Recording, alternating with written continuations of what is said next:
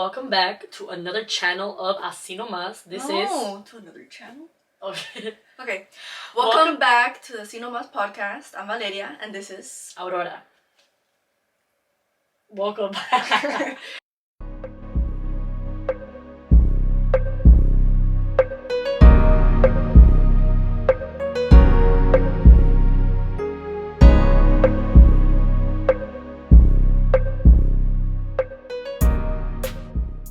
Very well. Okay, thank you for taking the lead, because I feel like I always take the lead, so I'm always like, welcome back to You overpower me. I try to talk. Overpower you. If you watch Shut up. videos... Anyways, guys. Exactly, yeah. Okay, so today's video... Did you start recording on the camera? Yes. So we always talk about how we want to make videos. We're like, oh, we'll do it for another later. Guys, you see what I have to deal with? Ew. Okay, anyways. So we always talk about, oh, we'll do that for later. And that one of them has been mental health. We've been pushing that video away, and I told my sister, I feel like we brought it up in so many videos. I'm like, I feel like, why make a whole episode about it? I feel like it's a continued... It's been repetitive. Yeah, exactly. And I feel like we didn't want to speak on this, maybe, because we're like, okay, we've already briefly spoke about mental health and depression throughout the other videos, but we've always been saying, like, oh, we're going to make a whole topic about that video, which I feel like instead of pushing it off, why not just do it right now so we don't have to keep kind of dragging it? But then again, it's not really dragging, because mental health is real, it's important, and it's not something that you just talk about in one video and it's over, you know what I mean? But of course we want to provide more content is what we're trying to say. But we did want to create this video because that's something we've been wanting to do. And so it's because you were all deep and I was like... Okay, and I ramble sometimes. I don't know if you guys may notice, but I just drag things. Yeah? Do you think people notice? No. Like, I could say something that you just need to say in one sentence, and I'll make like a whole, like a whole, you know, okay. 10 sentences. So mental health is our video today. Imagine SpongeBob Rainbow. Yeah, so mental health, depression is a topic. My sister has, if anything, she has brought up her depression and her struggles with it, and been more like open and honest about her just life, like the deep things about life, you know, like the bad things that I have maybe. But it's definitely, honestly, we've been through a lot. Oh, sorry, I feel like I struggle to talk sometimes because I don't know, I feel like after years, I've told my sister this too, like sometimes I feel like I have so much to say, but then I don't know if it's like the fear of like truly saying what I want to say, or just being in a toxic relationship and my voice was always kind of like shut down, and I used to be very opinionated and loud and blunt as a kid, and I feel like that kind of died, so I feel like I'm just like struggling to find that again. But I have so much to say about this, and I feel like I would like to share my struggles with mental health. That way people maybe could relate to me, and especially when it comes to being in an abusive relationship and coming out of it, and the things that it comes with, especially when getting into a new relationship or just dealing with your self-worth, because not just the abuse didn't really just leave me with trauma, but it also made me realize traits about myself that I had that they were not okay. I didn't have self-respect for myself, I didn't have enough self-worth, I didn't love myself enough. And I feel like it made me realize a whole new aspect about myself, that if it wasn't for that relationship, I'm not saying I loved everything I went through, but if it wasn't for that relationship, I wouldn't have been who I am right now, and I wouldn't have known myself the way I know myself right now. And you wouldn't have grew. Exactly. Or I would have just gone through it again and again until I learned the lessons. I saw a quote earlier, not to interrupt you, but it's like agreeing with what you're saying.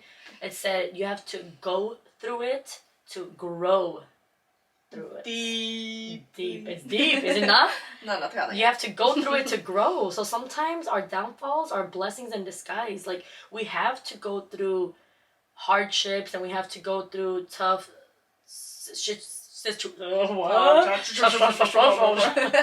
situations. Looks like it's easy. Sometimes we have to go through hard situations. Sometimes we have to go through hard... I'm like trying to be deep. I'm like, you know... Super hard. It's so deep. No, for real though. There are actually things I believe. It's just right now, like, I'm tired. I'm like super exhausted from life. And something about me, since, I don't know, I feel like since I speak too fast, which that's what I'm trying to work on. Because I look at the videos. I look at the videos, and I realized how fast I speak. And actually, we had posted a reel on our Instagram, and somebody commented something. They're like, I think they say like, "What the fuck did she say? She speaks so fast." And when I saw it, I was Wait, like, who said that? Did you delete it? Some guy. Well, one of the videos that we archived. Remember, he was like, "She speaks so fast. I didn't understand something, and anything she said." I never saw that. Yeah, so I got like a little butthurt. I never saw that. You deleted it? No, you were like, I was like, block. No, I left it for 5 minutes. No, I left. Okay, we can't talk because it's late. We're tired, and also we can't be really loud. Are you still laughing? I'm going crazy now. You're like, okay, whatever. We can't be that loud because we live in a. Don't tell them where we live. In an apartment complex. Exactly. And there's like a neighbor right next to us, you know? Right here. They're right here. Okay. Anyways, what we're talking about? We got off topic.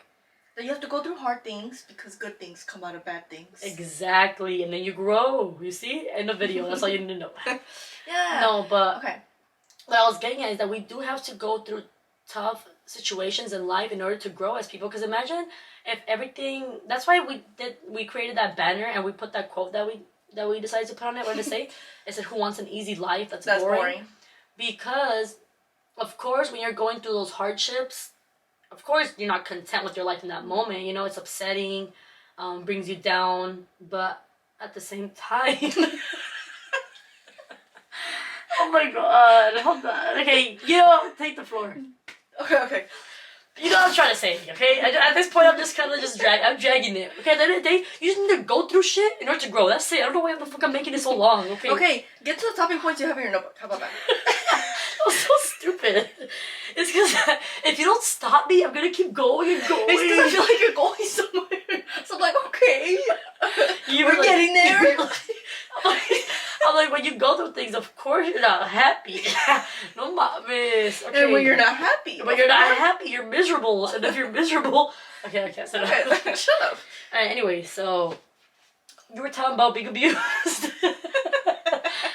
Like, we're just gonna talk about our personal life experiences and what we've been through, so it might be... Sorry. Experiences?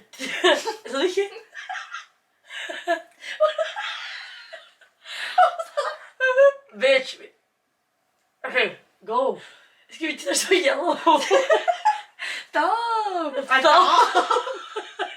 Oh, we slap each other porque, like, do we wake up? No, I actually want to get slapped, and then I'll slap you too. No, slap. Yeah, just so it, like, it wakes you I'd up. rather have a pinch.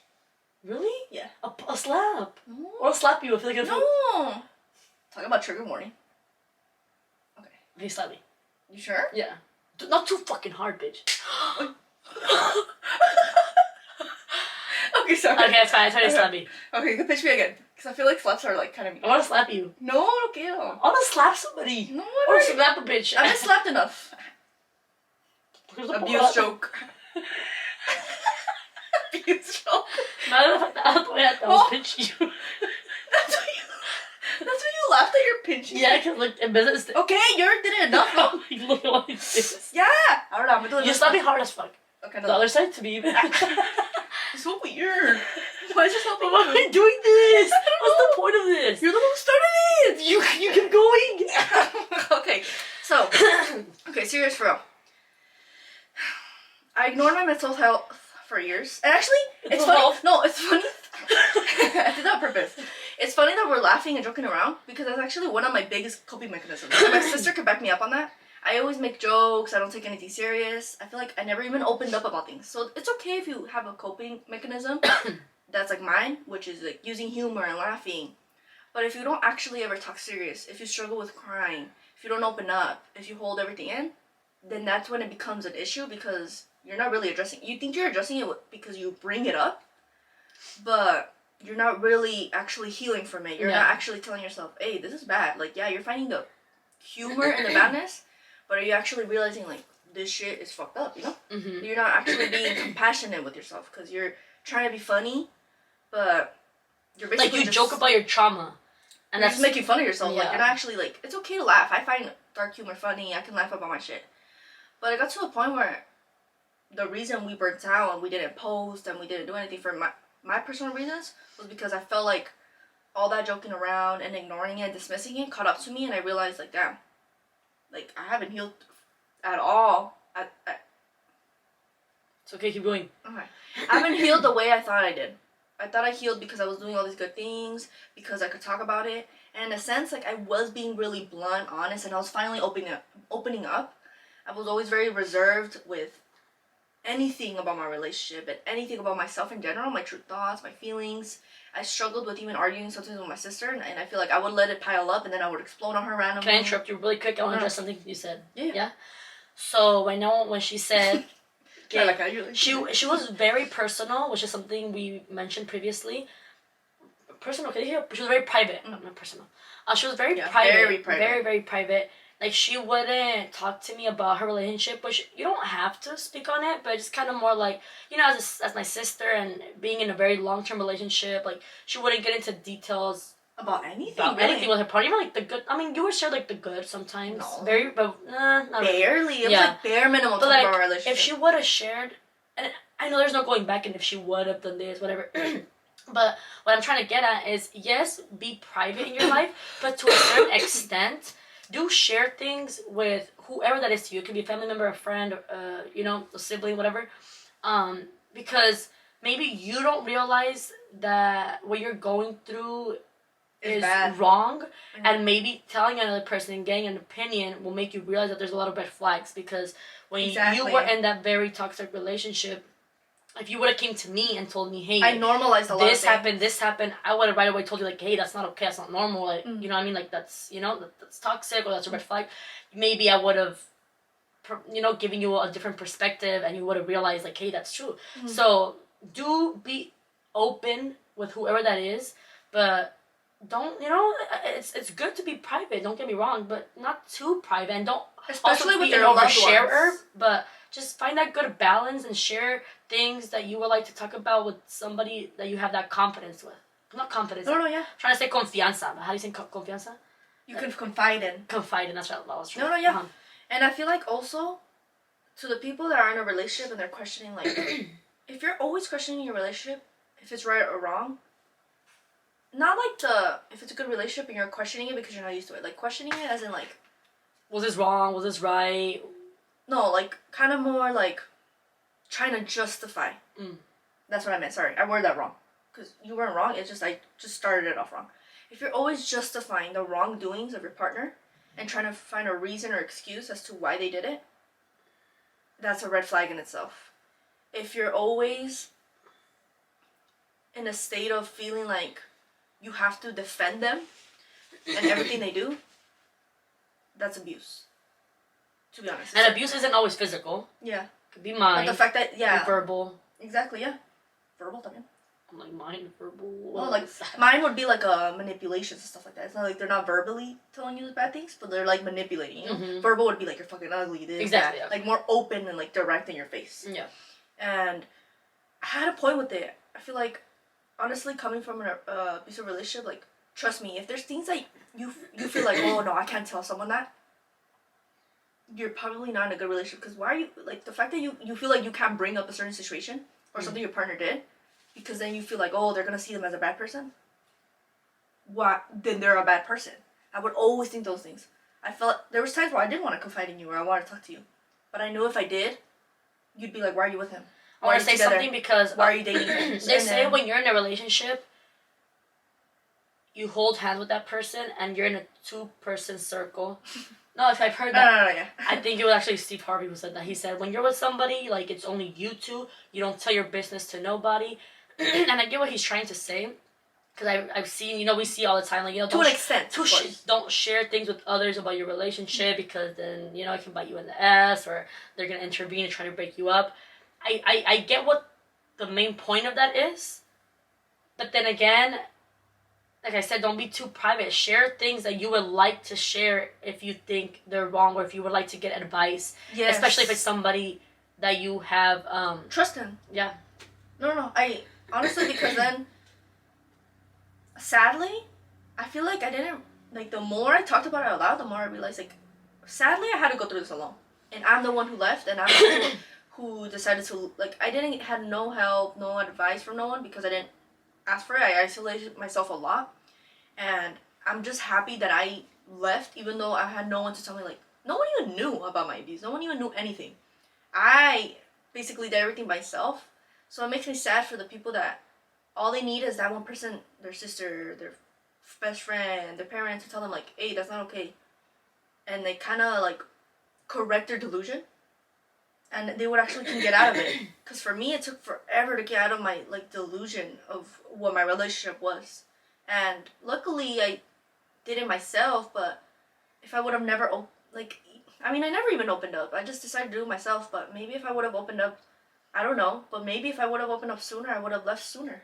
You know, and just feeling like you could finally let out all these things you've been holding in is so freeing. Actually feeling like someone understands your pain and you're not going through it alone. As someone that is very private, like you think you have to do it alone. Maybe it's a pride thing, an ego thing. For me, it was definitely like more embarrassment or feeling like I could fix my issue. I don't need someone to fix it for me. But all that does is you just keep hurting yourself and keep hurting yourself and keep putting a band-aid on a deep wound. And that doesn't really do anything. And yeah, I mean, that's all I could really say. Like, if you don't really address all these things in your mind, they're never gonna be healed. You think that just because you think certain thoughts are like, oh, okay, there. Like, I thought it was bad, so like, there, I'm good. Like, you know, there, I healed from it. But if you're not actually saying it out loud, if you're not actually understanding why it's bad, then what's the point of just being self-aware? Because self-awareness only brings you to how do I explain it? I was self-awareness self-aware. can only take you so long. I was self-aware so far. What did I say? So long. I was self-aware for like 3 years that I had a lot of bad habits, that I was depressed, that I didn't do anything to. There wasn't change actually happening. To try to help myself, you know? Exactly. So it's until you actually. I'm all spitting. It's until you actually take action to want to make a change that things are going to change. Now, oh, I'm self-aware. I know. Okay, well, that's the first step. That's the first step. It's basically like, that's, the first phase. You acknowledge it. Mm-hmm. That's the first. Because some people don't acknowledge it. So they're not even there yet. So as soon as you're aware, then you can go from there. It's kind of like that leap. It's kind of like, I like that though. Yeah. But like, they're not even on the first stage because you're right. Some people are in denial. Mm-hmm. Denial was definitely for me a long time. Then I was self-aware. But like I said, oh my god, so being self-aware, like, I like how you said I know. I feel like we say that a lot sometimes. Okay. Well, like, oh, I know, like when we call each other out on things. And I would say that a lot to myself. Like, I know this, I know that. Yeah, I know, and I'm not doing better. So if anything, it's like, yeah, you know, bitch, but why the fuck are you still there? Why are you still doing this? Actually, both you and my parents, every time that I get, I wouldn't say like disciplined by you guys, or what's the right word for it? Like, when you guys like call me out on things or tell me things that I need to hear, I'm like, yeah, I know. And to my parents, I'm like, sí, ya sé. And they're like, no sabes. Siempre es que ya sabes. Or you're like, why do you say I know? You don't know. You say you know, but you're still doing it. So do you really know? I mean, I know. I'm self-aware, but... Again, you didn't do it. Okay. Welcome back from commercials. The camera died again. But we didn't die. What? Here we are. Okay. What were we on? Whatever. What were we talking about? What was the last thing? It was about me and... Oh, I know. Yes, whatever. Oh, yeah. We covered that pretty good. I feel like my mental health has... One thing that like, for me, my main thing was self-worth, self-respect, and a lot of, like, negative and negative mindsets. I, like, got rid of. Negative and negative. Yeah, negative. So wrong to me. Anyways, definitely a lot of intrusive thoughts mixed with being. I was just. Okay, no. No. And just also dealing with like toxic qualities of myself. That was basically my mental health. I had a lot of like toxic qualities about myself, and I bring up relationships a lot because I was that girl that always wanted a relationship, always had a crush, always this, always that. Delusion. So yeah, no, la verdad. Stop.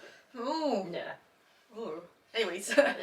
We all go through delusionships, no? She could have swore. Stop. So yeah, that's why I talk about self-worth. Because if you're those people that always want to date, always want to be in a relationship, you can't leave the person because you don't want to be alone. You don't have self-worth. You don't have self-respect. You don't love yourself truly, and you can't be alone. So that's my struggles.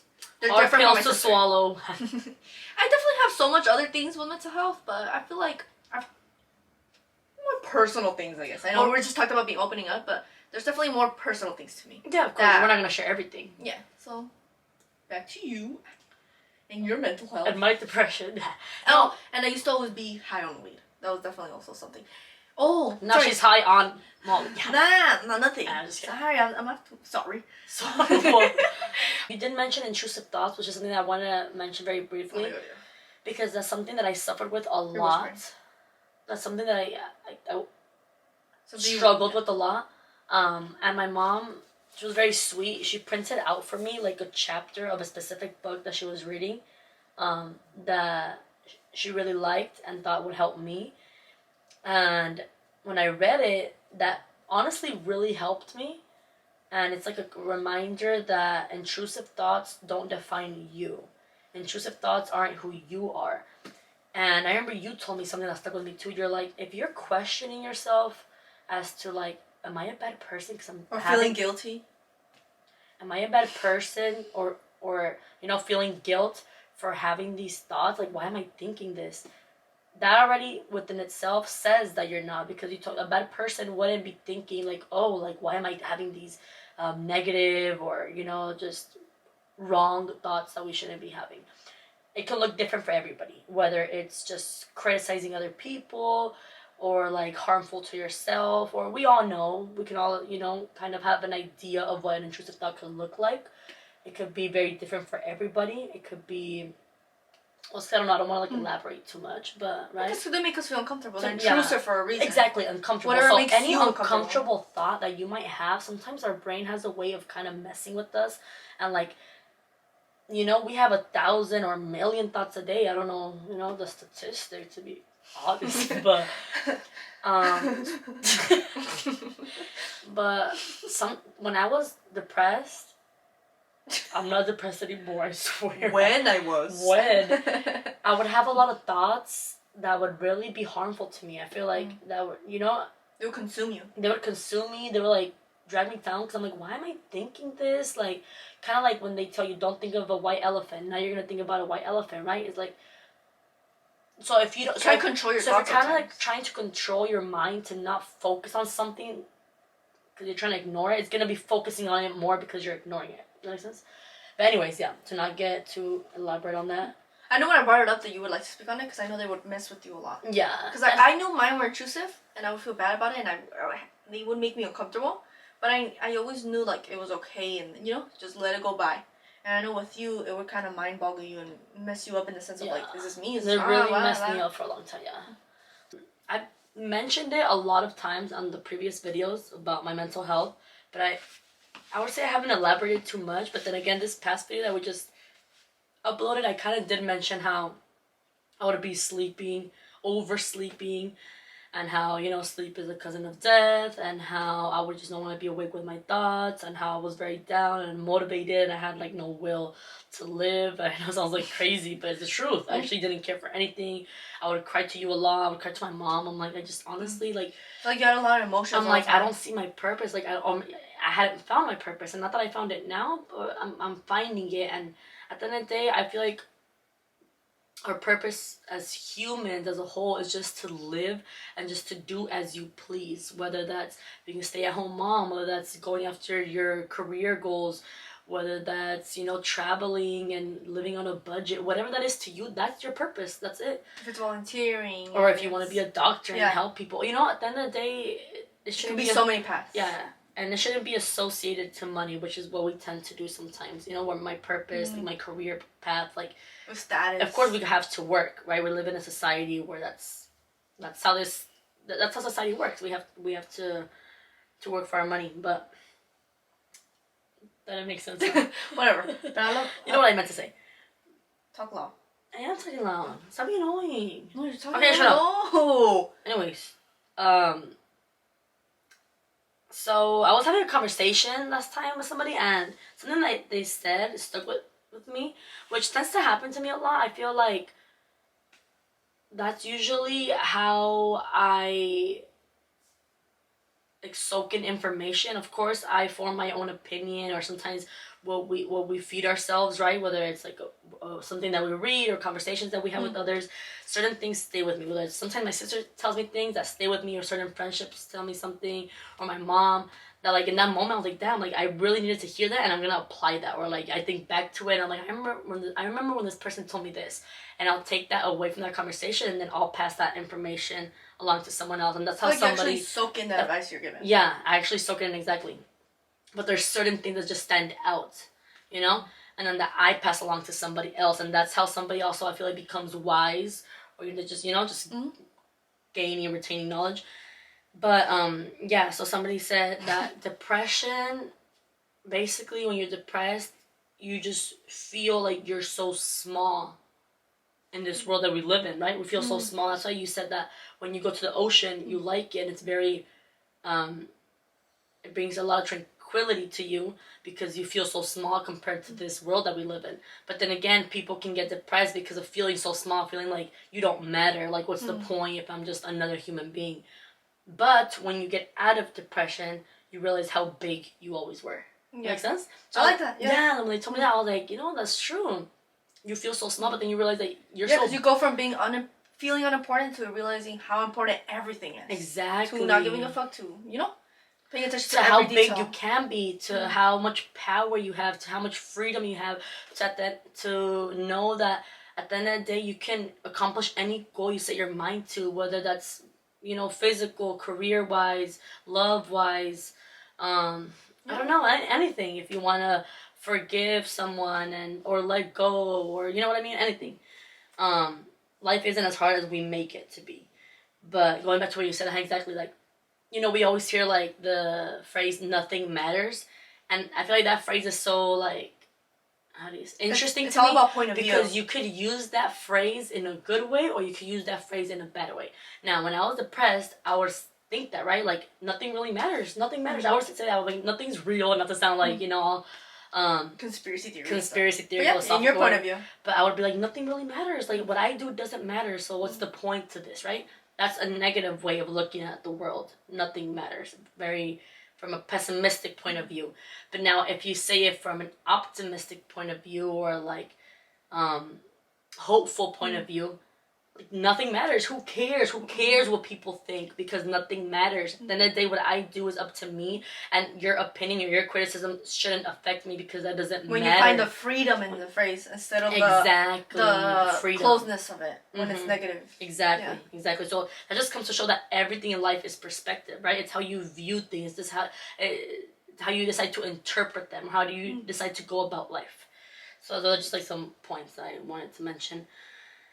Okay, so to go into depth with my depression, how I said it was, for me, it's been like a roller coaster. So I've been bad, and then I got really good for a couple months, and then again I went bad. I would say the worst episode of depression that I had was last year. Oh, it's been a year already, actually.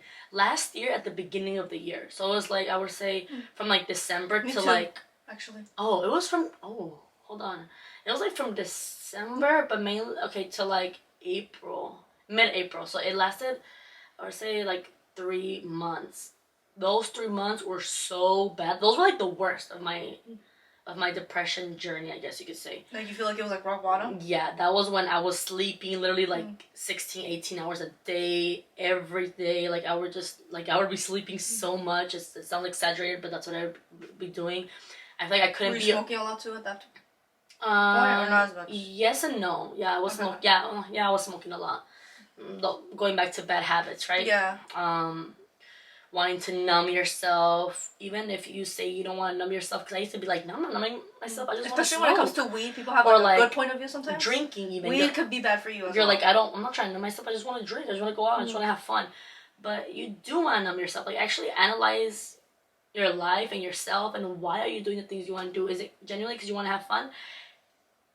Looking back, yes, in that moment I thought it was to have fun, and yes, I did have my fun. I'm not gonna sit here and lie and be like, oh my god, I didn't enjoy that outing, because yes, but at the end of the day, it's deeper than that. Like, why not? Why can't I be sober? Yeah, but yeah, so that's a whole different topic. Yeah, but it ties into your depression, not being here and not wanting to be here in reality. Yeah, yeah, it's like an Sleeping, outlet or sleep. Yeah, different outlets, exactly. Yeah, I was avoiding chores like crazy. Like, I wouldn't do laundry for like a long time. I would avoid dishes. But it's deeper than just somebody who's messy and dirty. And that's the side that depression no one talks about. Not brushing your teeth, not showering. Even wanting to get out of bed, exactly, to shower. You just feel stuck. You feel so stuck. That's the correct word. I got to a point that I was really anxious that I think I described it to you. I told you that I didn't even want to like go to like the store because I feel so anxious. I don't know how to explain it because it sounds so crazy. No, and I'm not calling myself. Because now you're out of it. Yeah, I felt like I just wanted to like be in a fucking ball just in my bed and just hide. I don't know. It was crazy how depressed I was. For me, it was definitely like right now when you said it, like not taking care of myself, not wanting to shower, not wanting to do skin, like not drinking water. I was like, just like I think the unhealthiest and like the most unhygienic I was when, like no one talks about that side of depression. I feel like because people think it's like cringe. Yeah, we talk about our emotions, but we don't talk about the lack of motivation to even get out of bed to do like the simplest tasks. Yeah. Like brush your teeth, wash your face, shower, do chores, do laundry, take out the trash, go outside and play with your dog. I don't know, like you don't have the energy to do none of that. I would be eating out like fast food all the time because if I wasn't doing chores, what makes you think I'm gonna make myself a meal? I would just be eating out. So everything ties in together. My physical health was not at its best. Also. Not just physical wise, like the looks of it, I guess you could say, just more not for also aesthetics, just in general, exactly, like my health, because I'm not talking about like a couple rolls, I'm talking about just in general, you were putting all this like nasty stuff in your body. I wasn't clean. No, me too. I think. But earlier I went to the park and I was just like reflecting, and I was thinking about the video and the topic, and I was like, okay, we're gonna record later, and that's. I was just thinking about what we're going to talk about. And so I remembering how depressed I was. And I was like, I don't even recognize her. Like, I don't recognize who that was. Because I was really sad and I was thinking about it. I'm like, can I get back to being like that? Possibly if I let myself get like that again. But it's just crazy how sad I was. That I don't think I could get to that place again unless it gets really bad, but I don't think that's but I don't know. I guess to go into another topic, I don't know why I felt like maybe I was burning myself out today because I feel like I just wanted to do a lot of things. So before recording, I told my sister we should take like a couple hours to like decompress. I wanted to nap a little bit, and then I went to the park. I don't know why I felt like really tired and I started to cry, but then it wasn't like a sad cry. I just like literally just felt like I wanted to cry. Like a washing and I don't know if you guys have ever had a crying session where like you don't even know why you're crying, you just wanted to cry. Yeah. And I was thinking too, I just wanted to bring up how it's okay to cry. And you don't always have to associate crying to being sad or being frustrated or being mad. Don't cringe at yourself. Don't make fun of just cry. Just sometimes ugly crying. You cry for like happiness too. Like I felt like earlier I cried simply because I felt some like sense of relief. I felt like joyful. But then again, I also felt like a little. I don't know how to explain it. I just wanted to cry, right? Yeah, no, but that's the thing. I don't want pity because you're doing that. No, pity is like in a cute way. I just feel like, I just wanted to cry. I'm a very emotional person. Me and my sister have talked about this. That when because I don't think I've ever seen you happy cry. So I like that you told me. I like doing it alone, I guess. Yeah? I've done it alone too. Sometimes. So I've done it alone. Have I not happy cry with you? I don't think you've ever mentioned that you've done that. But I've never done it with you? Kind of for me sometimes when we talked about like things I've gone through, you're like, oh, I'm so sorry, I'm so happy for you, and like stuff like that. Like that I'm proud crying. Yeah. But just I about like yourself. happy crying because the fact that you're overwhelmed with emotions to want to cry out of happiness, that's funny. That's like sweet. Like I see that as beautiful. I think that's really sweet. Because you're overwhelmed that you just want to like cry out of how happy you are. I think that's nice. Like why do we find it cheesy or like, oh, I'm crying? Which I've always been that person. Like every time that I cry, you would get mad at me because I'm like, why am I crying? I hate that I'm crying. Like I hate crying, and you would be like, just let yourself cry. Or I remember one time I was in the car with a friend and I started crying. And after I stopped crying, I kind of kept over-explaining myself. I was like, oh my God, I'm so sorry that I cried. She's like, girl, you cried. It's okay. You let it go. Like, you don't have to keep explaining as to why you cried. You cried. You don't need to apologize to anyone. Yeah, but I don't know why I was like, I just get frustrated with myself that I cry because I feel like I try to have it all together and I don't like crying in front of others. But what I was getting at is that me and my sister, when we were younger, we're kind of like the opposites in that now. You were not over cry, but you would cry, and I remember we would always tell you like, you're such a crybaby, and vice versa. I wouldn't cry at all. Yeah. But I saw her cry, and we're kind of opposite. Like twice. Not that you don't cry, but now you don't cry as much, at least not in front of me, and now I cry a lot. Yeah, I literally cried. You like cried like 20 times.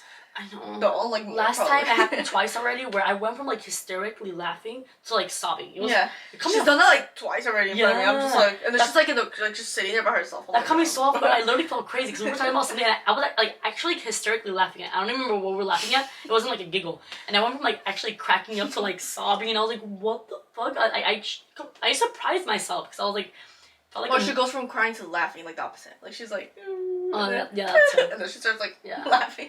I don't know. Maybe I'm bipolar. No. Starts crying. No. Something else, you know. No, fucking. No, but honestly, I think emotions are fluid like that. I feel like if people were more honest about their feelings, less tension would happen, less arguments, less stupid shit would happen, because you would just be honest about your emotions to yourself and to others right away. If you feel like crying, cry. You know. Yeah. And a lot of people, this advice might not seem as deep to some people, but to some people it's like the advice they need, because some people hold it in a lot. Like honestly, like I can think of how I used to be, and I used to hold in so much for no reason, honestly. I don't know why. And it's funny because I would never judge someone else for crying, or I personally would not care if someone cried in front of me or like if you feel a knot in your throat and you're holding it back, like don't hold it back, just allow yourself to cry. We all cry differently. I always tell my sister that I have like an ugly crying face, to be honest, since we're very we're very expressive with our faces. If you haven't already been able to tell, like some people are very monotone, right? They won't really make facial expressions, but me and my sister, like we move our eyebrows a lot, our eyes, like we move we make a lot of phases. Okay. But anyways, yeah. So when I cry, I do like my face goes like. We do the Kim Kardashian face. I was gonna say literally. Yeah. And I hate that. And that's something that I hate about my crying. Cause I remember. But the fact that we're focusing on our, like how we look when we're crying, like sometimes to be honest, I do think about my face when I'm crying, and it makes me not want to cry anymore because I'm like, ugh, and then it makes me cringe in my head. But I'm like, oh my god, I can't even cry. Sometimes even by myself, I feel cringy. Have you ever cried? By myself, no. You haven't looked in the mirror when you cry? Say, and then you're just like, and you start like laughing. I'm like, I look cute. No, that's after. That's post crying when you feel like cute. No, during. It's like during when you're sobbing with the bubble and everything. Just can't. Yeah, exactly. Okay, but anyways, yes, I just want to say it's okay to cry, and especially for men, I wish we were to see more men and boys cry, because I feel emotions like are human. Yeah, and also like the misogynistic ideology that has been passed down to the young generation, or even the young generation, just men in general, even just in general. Yeah, just in general. Forever. Now it's better, but even then it's still. No, if anything, this new generation I would say is more open to feeling their emotions and crying. Yeah, so if anything, I would say the older. It doesn't matter. Just I get what you were trying to say. Men in general, yeah. I don't know. It seemed as like weak, or it seemed as like all this advice applies to anyone watching. Yeah. Don't think just because emotions are we're not not feminine or anything. Woman, We're talking to anyone. But yeah, it's okay to allow yourself to feel whatever you have to feel. And if you don't feel comfortable doing that in front of others, at least start by doing it in your own space by yourself. At least, like, damn, imagine if you can't even cry by yourself. Like that, like, what does that say? Like, just allow yourself to feel whatever you have to feel. If you don't feel comfortable doing that yet with others, at least start by doing it alone. Go to the bathroom, whatever it is, but just feel your emotions. Don't repress them, because you might not. Don't ignore yourself. You might not see it right now, but later on, doesn't matter how old you are. If you're in your teens, if you're early 20s, later on it's gonna bite you in the butt. It'll come out because those feelings, how I see it, I didn't heal from a lot of things. I thought I did, because I thought I healed them, but I ignored them. But what happens when you ignore something is that they're not gone. You just push them down. You sink them down, so they're still stuck somewhere in your body, and they're gonna come back up, if that makes sense, sooner or later. You're gonna explode one day. Either you explode, or you take it out on a partner. You take it out on your kids. Have to look at it like this. You're like pass it on to someone. If you went through something, or if something affects you and you cry it out, you're healing from it. You're allowing your body to Let it go. Let it go, to feel whatever emotion, whatever memory or circumstance brought you that. And if you ignore it, when years pass by, you never felt those emotions, so you're gonna take them out in anger. You're gonna take them out in, they're gonna come out in different ways. I remember seeing something that also stuck with me. It said so many things. It said anger, or what did it say? Anger is an emotion caused from sadness. So if somebody's ever angry, well, not all the time, right? But anger stems from sadness sometimes. So when we see sometimes bitter people, depressed, well, obviously, but bitter people, angry people who get easily frustrated, impatient, yeah, along those lines. They're anxious. It comes from sadness. It comes from negative emotions. Yeah. So just to sum that up, just feel whatever you have to feel. It's okay. And we're human, like, stop being so hard on yourself. I feel like all these societal norms make us feel pressure to act a certain way, to be a certain way. Just be whoever you want to be, and that's it. And don't care about others. And you're going to attract the right people. If the people in your circle are going to judge you for it, then they're not the right people that should be in your circle. That shouldn't be your circle. Maybe it's time for new friendships or new people, new acquaintances, whatever that is. I don't know. But, okay. Okay. Yeah, so I guess I covered all the topic points that I wanted to talk about. I guess I elaborated also too on, I know, I wrote down I'm proud of me, because I said I didn't recognize myself and I was very low. And I am proud of my growth, because I'm taking the proper steps to actually heal, not just force myself to do the things that I believed were right in order for me to be good, if that makes sense. Like I actually genuinely want to work out. I genuinely want to go to work. Okay. Some days I'm tired and I don't want to go, but you know what I mean? Like, I genuinely have the motivation and the joy to want to prosper and want to put in the work. You enjoy life. I'm enjoying life, yeah. And I don't want this to be a temporary thing how it's been before. Honestly, I feel the difference. So I feel like this time around it's just so much more different, because I don't know, everything. My spirituality has changed. The way I'm viewing my life has changed. The way I'm viewing my health has changed. I took a step into joining a chiropractic. It's a chiropractor. Just doing chiropractic. So I signed up for that, which I'm gonna be going to that for like approximately, I would say, like 10 months. I'm gonna have like 36 adjustments. Sounds like a lot. I had my first. That is a lot. Yeah, I had my first one, and it cracked my neck and like my shoulders and my back, and it felt so good.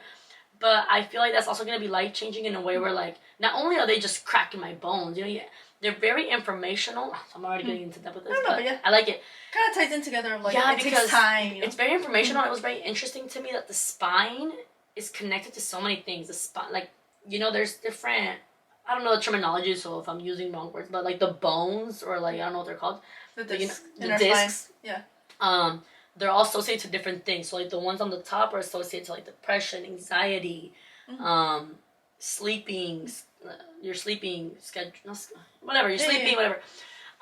So that was very interesting to me, because that's literally where I have all my pain. So maybe that's why I have all this tension.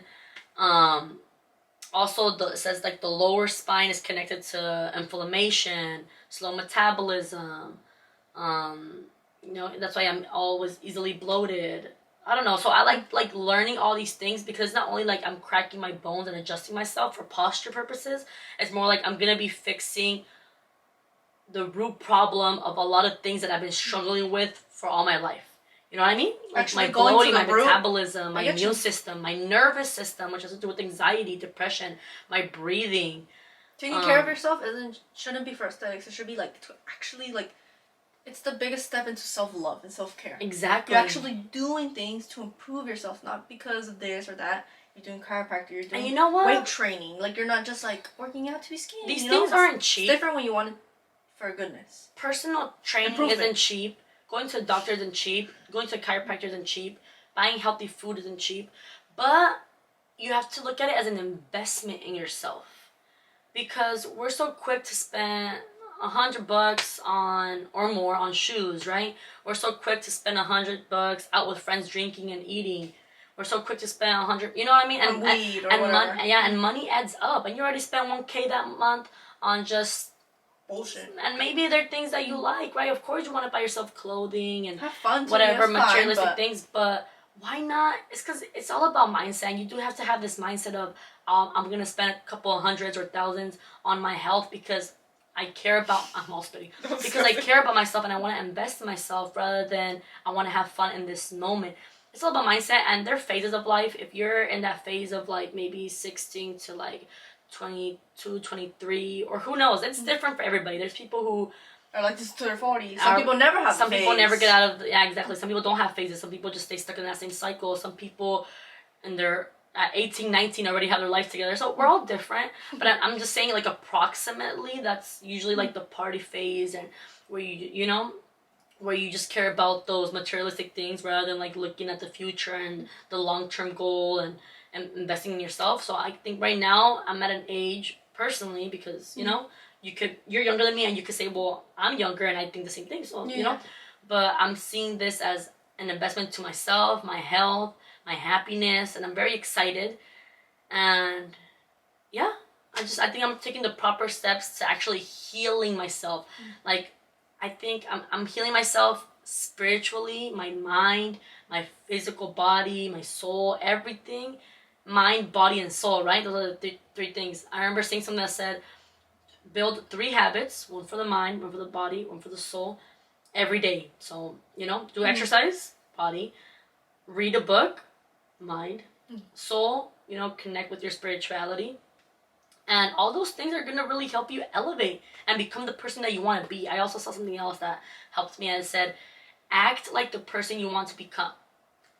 So act like them. So even if you're not that person right now, kind of fake it till you make it. You want to become a gym rat? That has helped me a lot. You want to become a gym rat? Force yourself to go to the gym, even if you don't want to. Act like you are. You really want to become that person, right? So might as well just start right now, and then it's just going to come to you like naturally because you already are making it a habit. It takes 21 days to build a habit, right? I've been waking up at 6 a.m. now. For me, that's early because I've never been an early bird. I do love being up early though. It is early, 6 a.m. Yeah, for me. Well, some people will be up at 4 a.m., 5 a.m. That's still early. That's even earlier. But the last couple of times I've woken up without my alarm and before my alarm at 5:30. So I surprised myself. I was like, oh, that means that my body is making it a habit. Like that, really? I struggle. My dad told me that my dad doesn't put alarms. He's like, I'm gonna be up at 7. He'll wake up at 7. And he's like, I need to wake up at 5. He wakes up at 5. Yeah, isn't that crazy? That's weird. Yeah, that's weird. I could never do that. Well, if he's like, I need to be up at 6, he'll be up at 6 without an alarm. That's actually crazy. I just thought, yeah.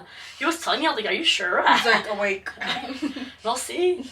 I've woken up. No, it's because it's kind of like muscle memory. You made it a habit, so your body just kind of like is used to going about things the way you're going about them. Yeah.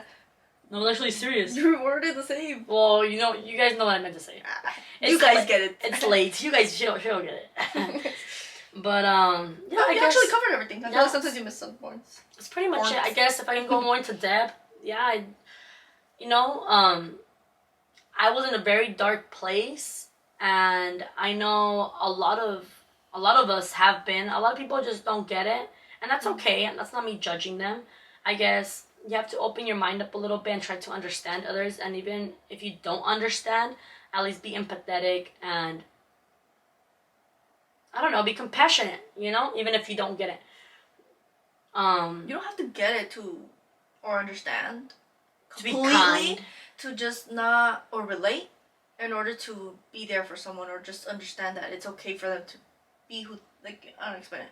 Yeah. You don't have to relate to I think it's very be there for someone. I don't know if hypocritical is a word, but to only understand something when it happens to you. Because now when it happens to you, now you get it. Or kind of like, when you don't stand up for other people's rights because they're not your race or your religion or your whatever, you don't stand up for them. But now when it's affecting you as a person, that's when you get upset. No, stand up for others. Or I know that's kind of like different, but along the same lines of like, just understand people without you having to be relatable. Like, you don't have to understand it. Maybe if you don't struggle with depression, that doesn't mean you should judge someone for having it. Exactly. I'll be like, oh, well, like, you don't have to relate.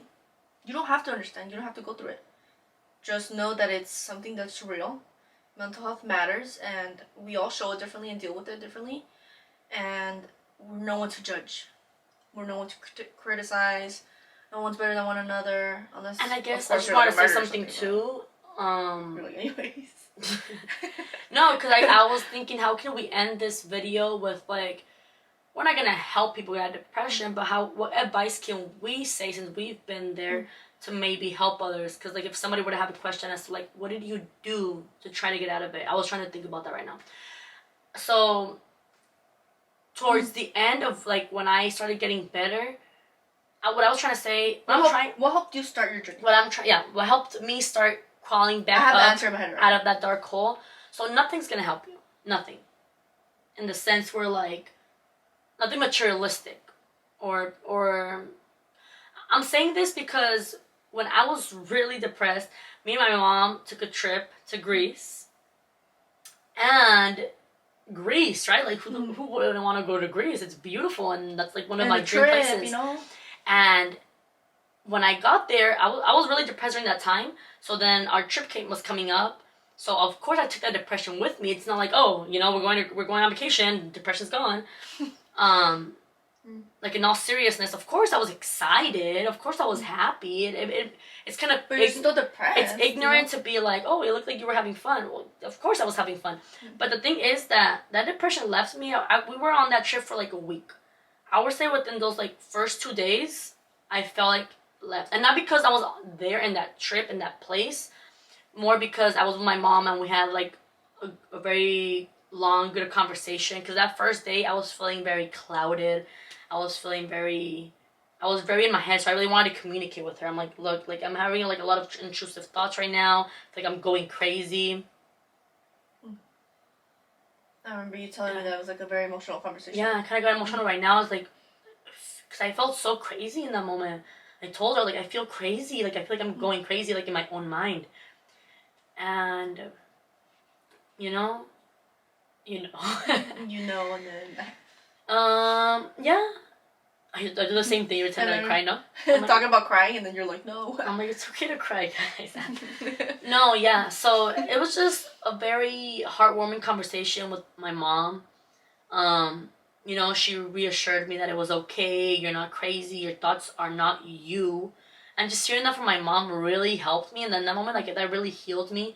Also, I'm a very physical person, so I feel like hugs transfer really good energy. I love hugging. I love, I'm like, you know? So she was, you know, consoling me, advising me as a mom would with her daughter, telling me things that really helped me. So in that moment, I felt like a sense of relief. First off, because what she was saying was helping me. And, you know, sometimes not every mom, we're not all blessed to have a mom that's gonna tell us things that are gonna heal either our inner child or whatever, or help her during our healing journey. Or help our healing journey. But, she, you know, moms know best sometimes, and they know what to tell you because they gave birth to you. They know you more than anybody, right? Yeah, for the most part, yeah. Right? But yeah, I was very grateful for that conversation, and also I felt a sense of relief because I felt like I needed to just say that out loud, because we don't have those type of conversations sometimes, right? With our parents or with anybody. So I felt really refreshing to just say that out loud, like, look, Mom, I want to tell you these things. Speak your truth. Yeah. So after that, like this, I don't know if that was the first or second day, but after that, I felt like it was really good. Of course, I wasn't like, oh my God, I'm healed. You know, there were still some days that I was like, they say when you're depressed, you're very irritable, so you get irritated very easily. So there was like a day or two where I remember I was like kind of mean to her, but then that made me upset, and I cried, and I was like, I'm sorry for being mean to you, because I hate being mean to somebody that I love, and you know, later I regret it. But I was being very mean to her, and then I made her upset, which made me really upset, because the last thing I want to do is hurt somebody and make somebody else upset because of my words or my actions. So, what would you say helped you? You said that was like one of the things. So yeah, that was the first step, right? So I would say the first step is talking to somebody. Even if it's talking, saying like, it over out and over again. Just keep speaking how you feel. You just have to. I know it sounds so easy. Like, oh, that's not gonna help anything. Yes, it is. It's gonna. You saying it out. It sounds like so simple, and you're like, that's not. It is. Saying it out loud is gonna truly help. I remember Don't fake it. Don't fake it, honestly. You don't fake it at work, whatever, the places where you having got to. tough conversations. Don't fake it with the ones you love. Don't fake it. Having tough conversations is what's gonna help you heal. The uncomfortable. The uncomfortableness of it. The uncomfortable, awkward ones, you know? Just speak your truth. And after that, I guess, you know, getting back here, I felt refreshed, obviously, as we all tend to do after a trip, right? I felt very refreshed, I felt good. And I was like, okay, what do I need to build a better life for myself? You know, like, I need to take action. I can't just sit around and wait and have faith. Of course I have faith, but I can't just sit around and hold on to faith and be like, that's it. No, I'm going to have it all together because I have faith. No, so of course faith is beautiful and it does help. But what I'm saying is that you need to actually get up and put in the work. You know, nobody's going to drag you out of bed and do that for you. But so I would always tell my sister routine is what really helps me. We're all different. We all function differently. But I say... Would you say that's the second? But I think actually routine is for everybody. We all need a good routine. It doesn't matter if you have a job or two or no job. And like I said, stay at home mom. Whatever role you play or whatever. You know what I mean? Like whatever you do, just build a routine. Even if it's a small routine, big routine, or a really busy day, or you just have one task a day, whatever that is, whatever helps you, but build your routine, and that creates structure, and I feel like you feel feeling productive. I feel like you feel like you have something to do, a purpose. It starts with a little purpose. Little purposes make you find a purpose in life, I feel like sometimes. Exactly, that's what I was trying to say. When I went to GCU, their slogan is "Find Your Purpose." Oh, it is. That's true. Yeah, and not that I don't like that. I do, but I feel like in that sense, it's correlated to a career, which is fine, of course. Like, because some people genuinely do have that gift, and they want to be a nurse or a doctor or an engineer or whatever and career, that's their purpose, or a teacher, and that's their purpose. Yeah. But for me, since I didn't ever feel connected to a specific career, I was like, why does my purpose have to be associated to a career? I make everything deep. No, it's I just was undecided, and most students are gonna be undecided in college. So I would be like, that slogan kind of like make me think. So I'm like, what if my purpose isn't here? So your purpose could be anything you want it to be. Whatever makes you happy, and it's good to the world. Whether that's making art, making videos, doing makeup tutorials.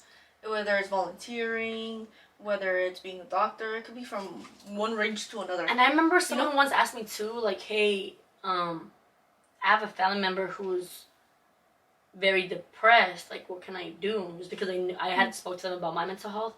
And I was like, honestly, we're all different. But me personally, what I could tell you is that there's nothing specifically you could do to help someone who's depressed. All you can do is be their shoulder to cry on, their ear, like, to listen to, you know what I mean? Like, be a listening ear, how to say it? Yeah. Just listen to them, let them vent, let them cry, let them explain what they feel. Just being there, really. But truly being there. Not judging, not questioning, simply listening. Having that uncomfortable conversation. Now, if they don't want to open up, make them feel comfortable enough to open up. Tell them how important it is to open up, that you love them, that all you want to do is be there for them. And not in a mean way, be patient. Yeah. My mom was don't be pressuring. That's the thing. My mom was really patient with me when I was very depressed, because she would understand. She would even, like, do her research on depression and tell me. She would always, like, send me articles and videos. And that's cute. Yeah. I feel like moms are going to love you more than anybody. You know what I mean? At least a good mom should. And I don't want to give credit where it's due, because my mom was a really good mom. Oh, yeah, she is. Oh, yeah. The awkward laugh. No, yeah, because we're not all perfect. Of course, we had our rough moments with our parents, but... Well, not all of us, but... Yeah, I'm speaking us personally. But my mom was really there for my mental health. She's like your backbone? Yeah, she understood that I would get, like, stressed out very easily and very irritated, so she would have, like, a lot of patience with me. She knew. But that didn't justify me being rude. I was really rude to her because I wasn't happy. But yeah, I don't know. I don't want to drag this conversation on. But I'm really grateful for my circle, and that's why your circle is very important, especially if you're struggling with mental health. Well, actually. So don't isolate yourself. Can I interrupt you? Yeah. No. I'll try to come to a conclusion. My answer has to do with the circle, and it's funny that you ended yours on that. No. Okay. My answer as to what helped me get out of it, like basically being like my worst mental state, being depressed, having no self-worth, like all this like bad stuff that was dragging me down from being actually truly happy with myself, loving myself, and just enjoying life, was removing myself from all the people that were not good for me. And to some people that's scary. I know a lot of people, there's people that are married, there's people that have kids with these people, there's people that like they've been friends with these people, whoever that those people are, whether it's friends for years, your husband and this. But if you know deep down your life would be better without these people, then you need to figure out how to step away. And to be honest, for me, when I left my relationship and all his family, when I cut off certain friendships and I just removed everyone that I wanted to from my life, but especially him and just being surrounded by everyone that I was with him, I remember just feeling free, and that helped a lot because I wasn't around negative mindsets anymore. I wasn't around toxic mindsets anymore. I wasn't around insecure, rude people. I wasn't around judgmental people anymore. And I feel like that helped me become better because I wasn't being clogged with all these things. I could actually think clear. I feel like for years I wasn't thinking clear. I was like overwhelmed with everything. I was anxious all the time. I was kind of like, all these negative things, whether you like it or not, they get rubbed off on you. You start becoming who you surround yourself with, whether you like it or not, whether you want to or not. Like, if you're around certain people around you, it rubs off on you. Yeah, like the toxic patterns rub on you, the thinking, whether you think and I feel like for me, what really helped me was removing myself from all these people, even though it was so scary, even though I was scared, even though I was gonna be alone, even though I didn't want to at first. I really didn't want to. But I think for me it was that, completely removing myself and not looking back. That was definitely my first step. And I feel like what generally helped me become better as well is being super self-aware to the point where I could control my emotions. Because I feel like, I don't know how to explain that one, but I feel like there was times where, when we, sister fights or whatever, and you say something stupid, and I'm like, you said something stupid, I'm gonna let you think about it and walk away, instead of getting mad at what you said. And I could have gotten mad at what you said, but I chose to kind of just be so self-aware. I was like, should I just match your energy because I have pride, or just walk away and then I'm still in a good mood? You know what I mean? Yeah, I remember one time you said something very maturely, and I was like, oh shit, I wait. I said something. You're like, actually, I'm gonna let you think about what you just said. You hurt my feelings, and I'm gonna walk in them. And then you left, and then I was like, okay, well, what can I say to that? I actually want to fight. You're not gonna keep going. Yeah, I remember when I said that. I was just like, anyways. Yeah. We'll go watch TikTok. But then, that was a very mature response, because you're telling the person, okay, you just hurt my feelings. Think about what you just told me. Think about how you're acting right now. I'm gonna leave. And if the person's still an asshole, that's an ego thing. That's a pride thing. But that's very mature you to tell someone, what you just told me really upset me, really hurt me. And, I reflect on what you just told me. And the person will sit with their thoughts and be like, you know what? I'm going to put my pride aside, and I was wrong. Not reacting, I guess that's what I was trying to say. Yeah. Not being reactive. And I'm very reactive. Huh? I was really reactive. I'm really reactive. Well, do you think I've calmed down a little bit or no? Yeah. Recently. Yeah. But yeah, I've calmed down. Look, I used to have a little road rage. I'd be that person that would put my window down and be like, used to. I don't do that no more. You've calmed down, because the other day they beeped at us twice. And you didn't react. I haven't done it in 2 years. That was a beep. Shut up. I see that. You're like, shut up. Yeah. Not in the beginning. I was the beginning. Honestly, the beginning of your life or what? In the beginning when I started driving, I guess you could say, I was 18, 19. I would just put my hand down and just flip off a car. But that makes me cringe now, because I don't do that. I haven't done that. That's what I'm saying. That wasn't the lady that tried to fight you, with the taser. But that's because you something about cutting in line at CVS. Oh, but that's That's a different. whole other story. You're like, anyway. That was scary, I know. That was scary. No, it's because she parked right behind me. She didn't want me to take I out know, the car. I remember that. And she like had her gun. Oh no, it was a taser. It was a taser. I thought it was a taser, not a gun. And I started crying. I was like, I'm sorry. I'm sorry. You can call me whenever. No, it's because sometimes I'm all bark. I'm not gonna lie, you know. I wasn't lying, and she shortcutted me. So I was like, "There's a line, bitch." There's a line, bitch. I had to add the bitch to it.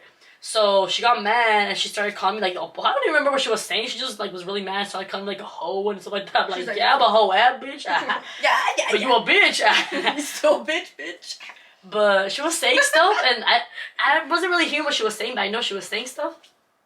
And when I got out the store, she was waiting for me, and I got my car, and she parked right behind me. So she put down her window and put the taser. She was like, I don't know. She was basically like trying to fight. Who's the bitch now? I know. She's like, who's the bitch now? And I'm like, me. Okay. So I cut us off. So we're just gonna literally say our goodbyes for like bye. That's it. All right, but we'll see you on the next episode. If you saw the whole thing, thank you for sticking through, and thank you for watching us and for supporting us. We genuinely appreciate it, and see you next time. Deuces. No, deuces. That was stupid.